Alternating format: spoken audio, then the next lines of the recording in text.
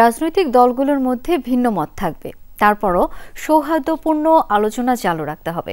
এমন রাজনৈতিক সংস্কৃতি দেশকে এগিয়ে নিয়ে যাবে, এই মন্তব্য করেছেন বিএনপির স্থায়ী কমিটির সদস্য সালাউদ্দিন আহমদ।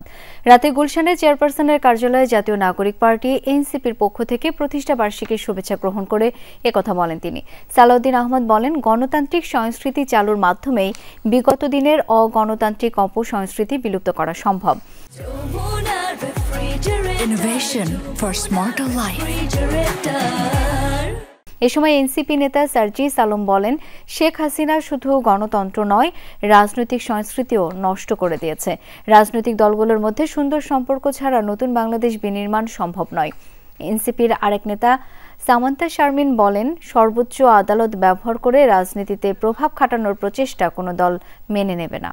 সর্বোচ্চ আদালতকে ব্যবহার করে বাংলাদেশের রাজনীতিতে প্রভাব খাটানোর যে ষড়যন্ত্র, এটা কখনোই কোনো রাজনৈতিক দল মেনে নেবে না। শেখ হাসিনা শুধুমাত্র বাংলাদেশের গণতন্ত্র নষ্ট করেনি, গণতান্ত্রিক যে কালচারগুলো, যে রাজনৈতিক দলগুলোর মধ্যে যে সৌহার্দ্যপূর্ণ সম্পর্ক হতে পারে, এর সকল কালচারকে শেষ করে দিয়ে গিয়েছে।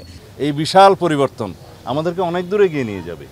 আমরা ভালো রাজনৈতিক আদর্শ প্রতিষ্ঠার মধ্যে দিয়ে ফেসিবাদী রাজনীতিকে বিলুপ্ত করতে পারবো। সুতরাং এই রাজনৈতিক সংস্কৃতি যেন চর্চা থাকে, ফেসিবাদ বিরোধী জাতীয় ঐক্যটা যেন আমরা ধরে রাখি।